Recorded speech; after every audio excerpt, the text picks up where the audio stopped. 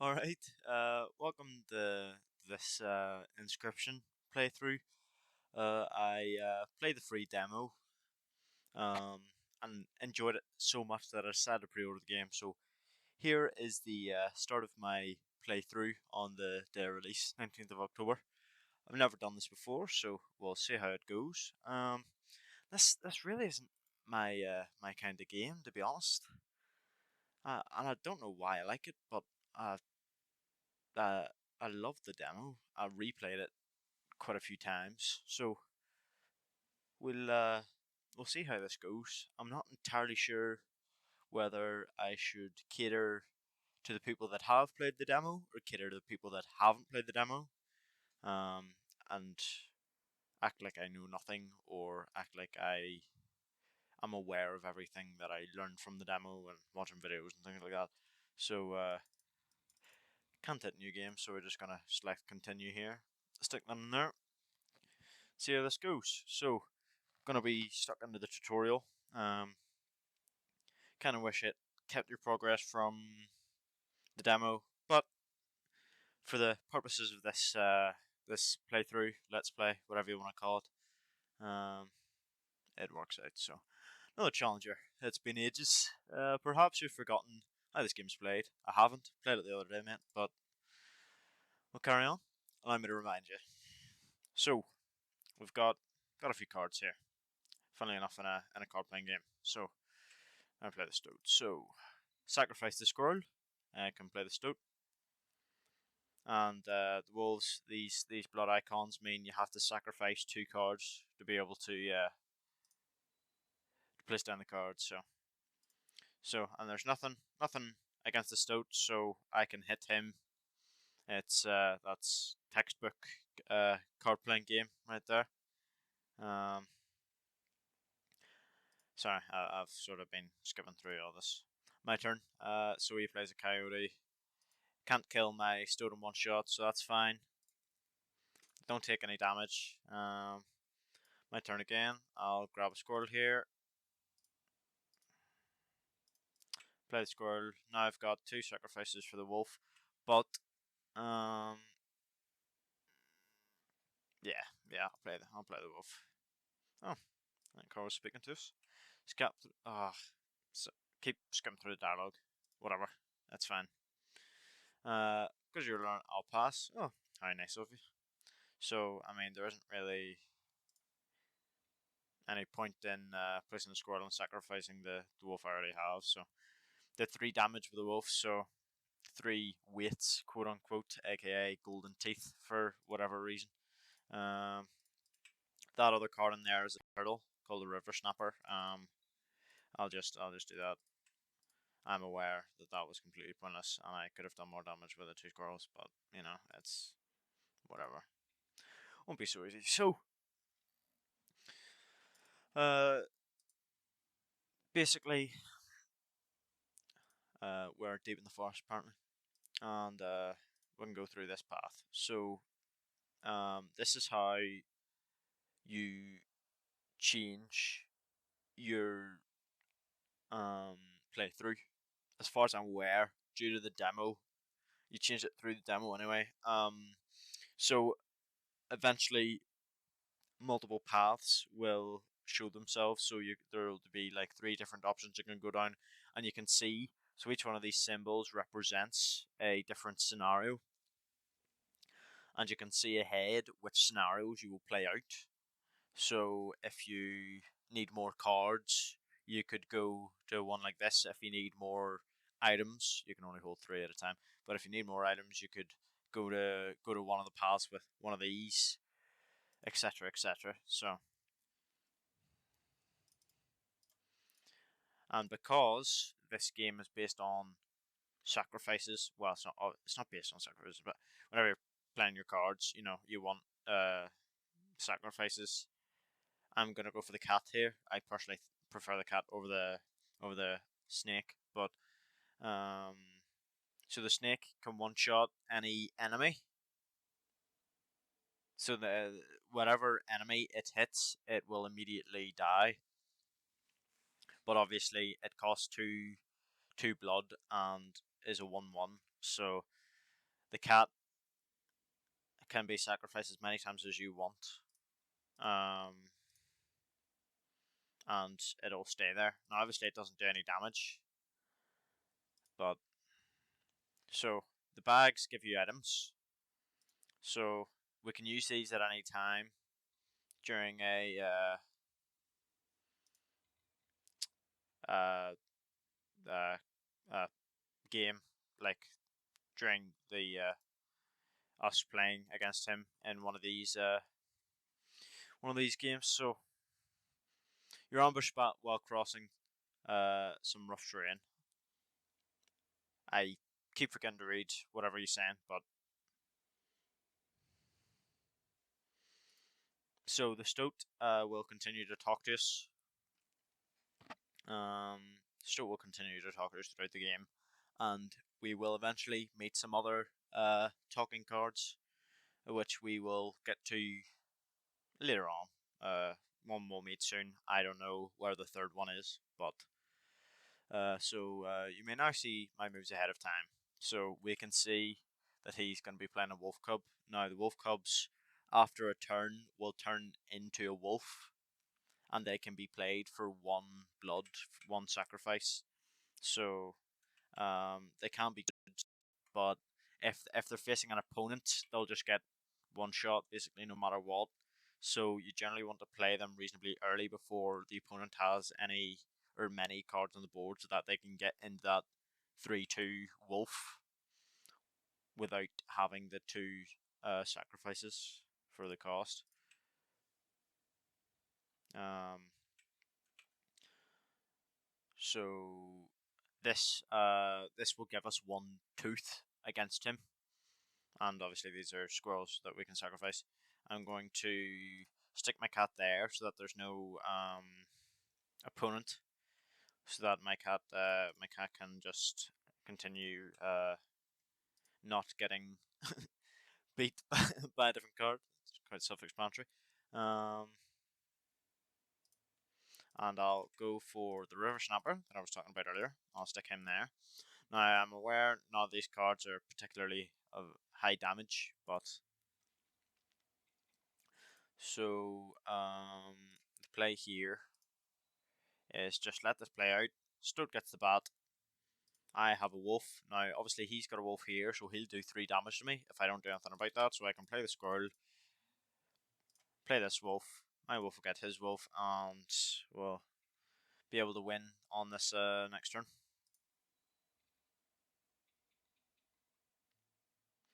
Now, you can eventually look into optimizing the amount of damage you do to him in terms of, as opposed to like hitting some of his cards, you could swap around. Say one of his cards had 1 health, and you were able to place a 2 damage card and a 1 damage card. You're going to want to place the 1 damage card in front of his one so that you can do the extra 2 damage elsewhere, sort of thing. But it isn't really relevant now because these are all the tutorial levels, obviously. But you prevailed and trekked onwards past the now blooded terrain.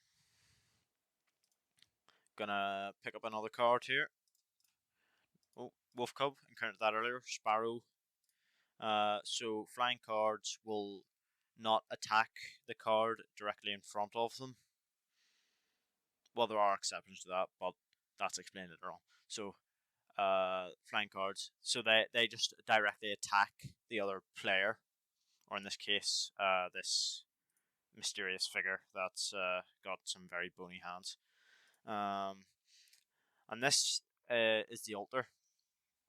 So we've stumbled into some strange stones in the mist. So we can sacrifice a card that we'll lose.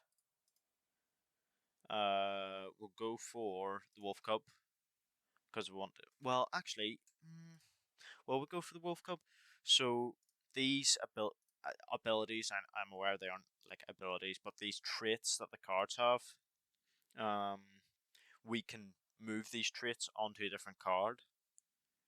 And I think I'm actually going to sacrifice the cat here because he does no damage. It'd be useful to have something that can be repetitively sacrificed and that can still like defend themselves and do a bit of damage. So I'm gonna go for the Stoat because he's got a decent amount of health, and also, I mean, he says pick me. You know, you gotta be nice. What an honor. A ghastly spectacle, but the soul of the cat now lives in the Stoat. And this is the new symbol. So this symbol has one of these. So this is a totem. It inscribes my canine cards with the airborne sigil. So all his canine cards will be flying type now. So here, so this coyote will attack over whatever card is here and hit me directly to tip the scale. And I've been dealt a hand that I can't. Oh, sorry, I've got the Wolf Cup there. That's fine. And because, well, both of these are the same in terms of like stats, so it doesn't really matter where I place it. And he's gonna do 4 damage to me next turn anyway because both of them are flying, and he's encouraging me to use my items here, but I'm not going to. So do 1 damage to him there. He'll do 4 damage back. The tournament's granted my Coyote the Power Flight. Where was I? I can't remember what I was saying. So since both of these are the same, didn't matter where that was going, but I placed it there as a 1 health card because I knew they weren't going to attack it, sort of thing. So it would have been a way if this coyote wasn't flying, I wouldn't have placed it there because I would have just lost it, and that's the sort of thing you have to like think of. Unless I sacrifice this wolf, I'm gonna lose. So I sort of have to go for a squirrel here. I go for one of my emergency squirrels, and I'll just beat both of his cards. And I'm aware I could do more damage than he could if I place it elsewhere, but then I just want to get rid of them cards off the board. So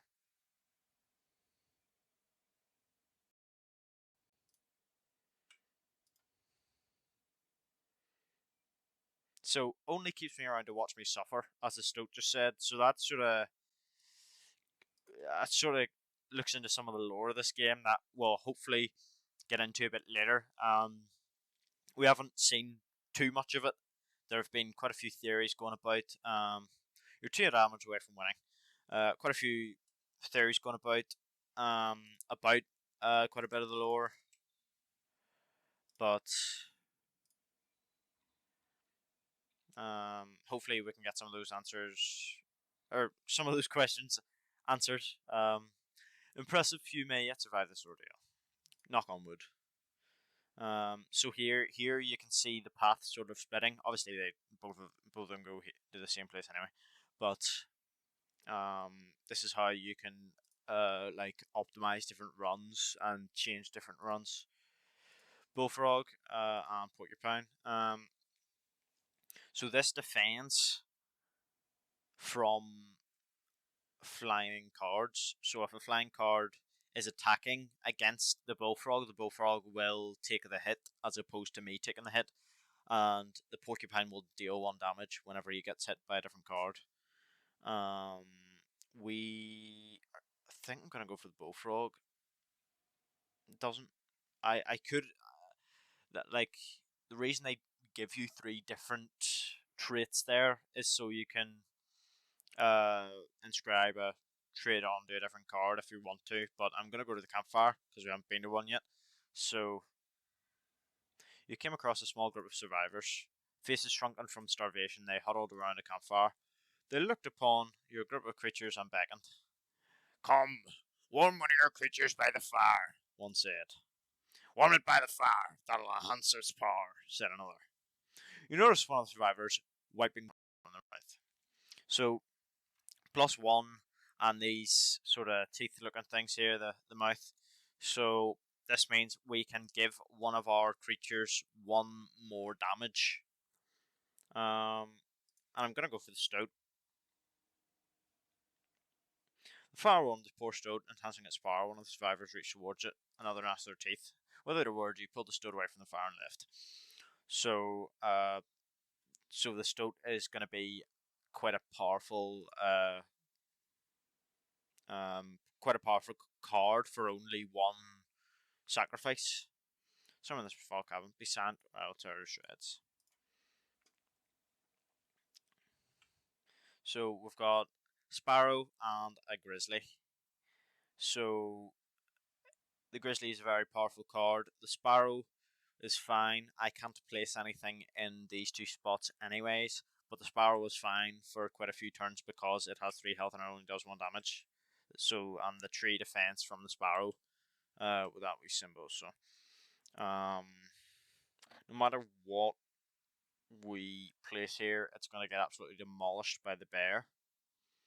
And if I don't do any damage this round, I've lost because he's got a combined total of 5 damage. So, well, the only play we really can do is this.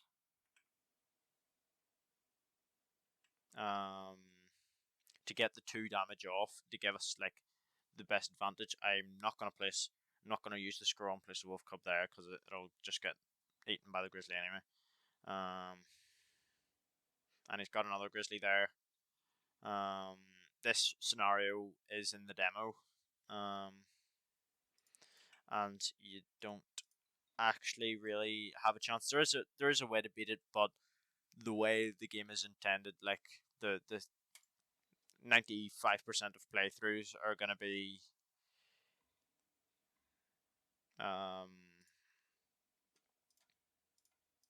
played through as losing this fight because it's a demonstrate one of the game mechanics whenever you lose. So we've nearly lost here. It doesn't really matter what I do because if I pick up a squirrel, I don't have another card to place. If I pick up a card, I don't have any squirrels to place the card, so it doesn't really matter what I choose there. And I lose any here anyway. Using this as a learning opportunity, maybe the only way to mitigate my disappointment. Get up from the table. So, fetch me the candlestick from the top of the bar beside the door. So this is where the game gets interesting because you can move about the cabin, and he will blankly stare at you and come over and interact with different different objects. So I'm going to, well, here's the candlestick here. So I'll grab it, bring it here. And there's this big bony hand. So place that, sit back down. Let me explain something to you. And one of them goes out. That was one of 2 mistakes you can make here. If you make another, I must sacrifice you. Now, where were we? So do we want more items, or do we want to improve one of our cards? I'll go for some more items since I've used 2 of my squirrels. The Covening Raven, Blade Among the Skies, Sparrow, or another Bullfrog. I'll go for Raven. Get some damage off. Well, get a bit more damage off than the other 2 options. Bleeding, that's 3 blood. So the goat, if we sacrifice it, gives us 3 sacrifices worth for 1 sacrifice. Boulder, we can just place in front of an attacking card if we want to. Yeah, I think I'll go for the boulder. Turn this and I'll skip my next turn. So it gives us 2 turns in a row, which I'll go for. Fling overburden with the full 3 items you carried on. So you can't carry more than 3 items. So if you come across a bag and you've already got 3 items, you get a card out of it. It's the same card every time, but it's a reasonably good card. And it has a good trait as well. I'll not spoil it, but it has a good trait. So the tree seemed to close in around you as the chill mist descended. In the distance you could hear the clinking of metal and stone. A hobbled figure stood in your path. I'm not doing that. The prospector. yeah, so this is the first boss. This is the only boss you can face in the demo without hooking about in the game files. And I didn't. I haven't seen any gameplay of any other bosses apart from that was in the trailer because I didn't want to like spoil it because was enjoying the game quite a bit, so I didn't really want to ruin things for my first proper playthrough. So we'll go stick the bullfrog there. We'll just take the hit of the coyote. And he's got a wolf cub. So no, I can't actually. This is where I wish I didn't go for the raven because unless I want to sacrifice my bullfrog, I can't actually do any other um plays. So, but then the problem is, if, it's gonna have to be the river snapper.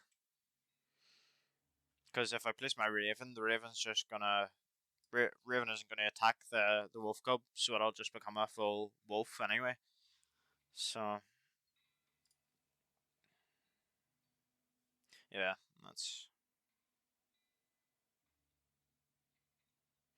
I'm aware I am one thing away from dying, but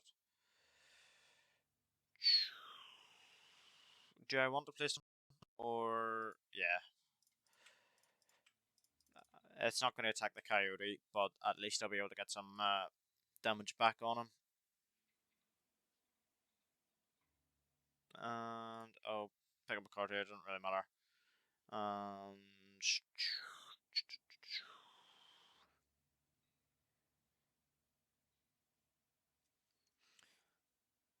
hmm. Well, if I sacrifice these two, kill the coyote. Even if I kill the coyote, the mole is still going to jump in front, and then his wolf's going to attack me, and I lose. So I'm going to skip his turn.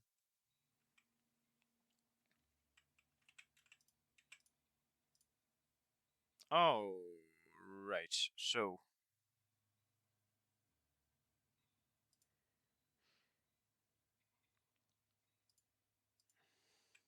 3 passes. Grab this, and I'm now going to gonna sacrifice the raven because it's gonna die in the next turn anyway. So the mule's key. So Stoat just gave us some insight there. Um, why would he play a card that just wanders about with 5 HP and no damage? Well, it's gonna give us a bunch of cards, hence the name of it. Whenever we destroy it, so maybe just gonna turn the music down a bit because I don't know how well the recording is gonna come out. So I'll turn it down to that and maybe turn the master volume down a bit as well. And hopefully that will make things a bit better on your end. I'm not entirely sure. We'll find out. Um, but the future episodes will compensate for it anyway. So we've got 2 bullfrogs, 2 squirrels, and an elk. Want to get his wolf cub will die. I'm doing 2 damage anyway. Boulder stops that coyote. I win no matter what I do here. However, just take note of this skull here. And if you remember the mechanic for my candles, he might have something similar to that. So I'm just gonna let this play out, and you'll see why I'm not placing any more cards.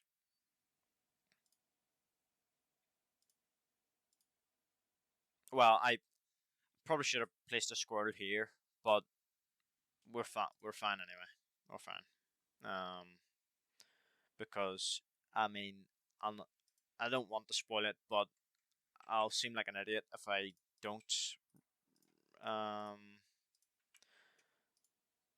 so you're sort of meant to lose. Like, you can win, but well, actually, I don't know, because in the demo, if you won against the prospector, you would just be shown like videos, and it would bring you back to the start of the prospector fight. So you aren't actually able to progress past the prospector. Why did I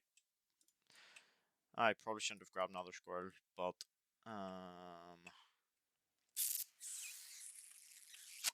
yeah. I'll go boom, boom, boom. So I don't actually know. Like, if you die to the prospector, it shows you another mechanic. But we'll see, sure, how this goes winning against him.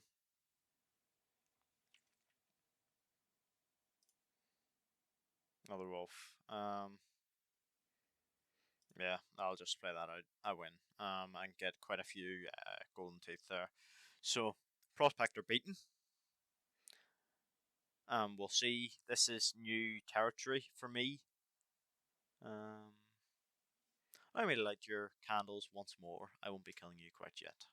So I got my second candle back, so I can make another mistake. You're the first in a while to overcome a boss. As a reward, you're granted an opportunity to select a rare card. Choose carefully. Alright. So I haven't actually experienced this yet. But these rare cards might have been from the trader. With a golden, if you had a golden pellet, you could trade. But that'll make sense to you if you play the demo. A Gek, okay, haven't seen that before.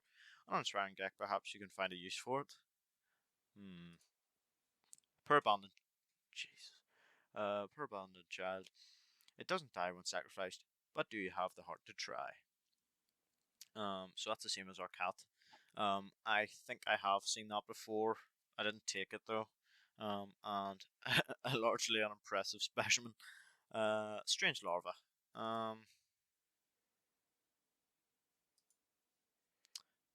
I'm tempted to take the Gek. I don't know. It interests me.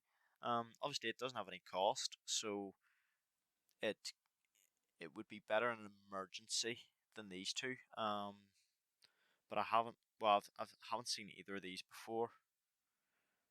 But I have a feeling there will be more larvae in the future. Um, I'll go for the Gek. So, with the sound of the prospector's pickaxe still ringing in your ears, you carried onwards. I think this is where I'm going to end this episode. If you've made it this far, thank you very much for joining me in this um, well, interesting for me anyway. I'll see how it goes. Um, yeah, I'll record.